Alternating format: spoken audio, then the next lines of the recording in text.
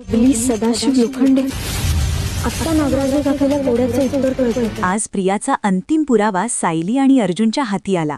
काय आहे तो पुरावा हे पाहण्यासाठी हा व्हिडिओ शेवटपर्यंत नक्की बघा. प्रिया ही तन्वी किल्लेदार नसून बबली सदाशिव लोखंडे. ठरलं तर मग या मालिकेमध्ये प्रियाचा अंतिम पुरावा आज हाती लागणार आहे. मालिकेत काही दिवसांपासून अर्जुन आणि सायली प्रियाच्या भूतकाळाचा शोध घेत आहेत. प्रिया जे काही सांगते ते खोटं असल्याचा संशय दोघांनाही येतो, कारण तिच्या वागण्यात अनेक विसंगती दिसत असतात.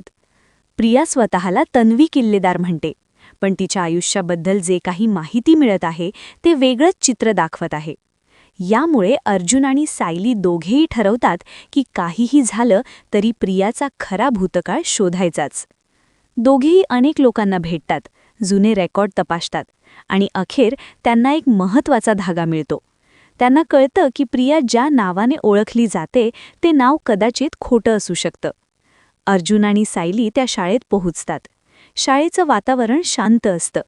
शाळेच्या भिंतींवर विद्यार्थ्यांचे फोटो, जुने पुरस्कार आणि अनेक आठवणी दिसत असतात.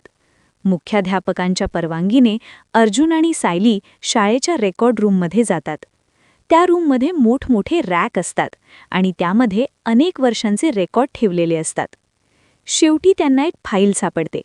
त्या फाईलमध्ये एका विद्यार्थिनीचा संपूर्ण रेकॉर्ड असतो. त्या फाईलमध्ये नाव लिहिलेलं असतं, बबली सदाशिव लोखंडे. अर्जुन आणि सायली दोघेही ते नाव पाहून थोडे गोंधळतात, पण पुढे जेव्हा ते त्या फाईलमधील फोटो पाहतात तेव्हा त्यांना मोठा धक्का बसतो. कारण त्या फाईलमधील फोटो आणि प्रिया यांचा चेहरा एकसारखाच असतो. त्याच क्षणी अर्जुन आणि सायलीला समजतं की प्रिया खरं तर तन्वी किल्लेदार नाही, ती खरं तर बबली सदाशिव लोखंडे आहे. हे सत्य समोर आल्यानंतर दोघेही काही क्षणांसाठी स्तब्ध होतात, कारण इतक्या दिवसांपासून प्रिया सगळ्यांना खोटं सांगत होती. तिने आपली खरी ओळख लपवली होती आणि दुसऱ्या नावाने आयुष्य जगत होती. ते दोघे शाळेतून बाहेर पडतात. थोडा वेळ शांत उभे राहिल्यानंतर अर्जुन सायलीला म्हणतो, चल आपण कुठेतरी बसून व्यवस्थित बोलूया. सायलीही त्याला होकार देते. यानंतर दोघी जवळच असलेल्या एका कॅफेकडे निघतात. कॅफेमध्ये वातावरण खूप शांत असतं. लोक आपल्या कामात व्यस्त असतात. पण अर्जुन आणि सायलीच्या मनात मात्र वादळ सुरू असतं. दोघे एका टेबलवर बसतात. वेटर येतो आणि अर्जुन 2 कॉफी ऑर्डर करतो. कॉफी येईपर्यंत दोघेही शांत बसलेले असतात. सायलीच्या चेहऱ्यावर अजूनही विचार दिसत असतात.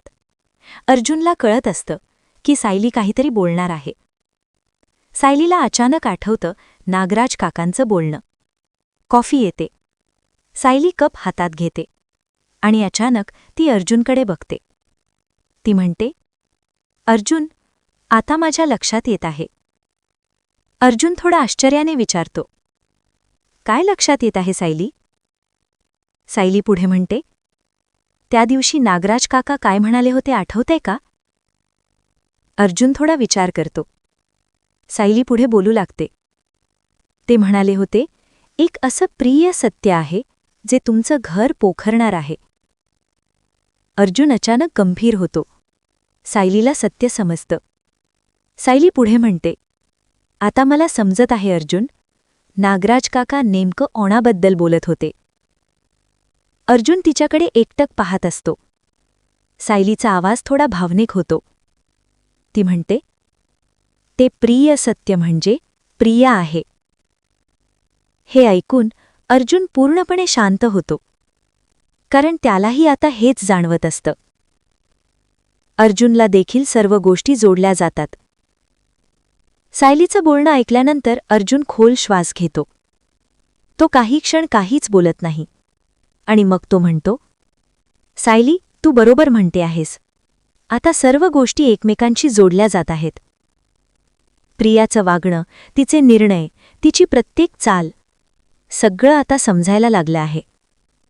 सायलीही मान हलवते, कारण आता त्यांच्या दोघांनाही सत्य स्पष्ट दिसायला लागलेलं असतं.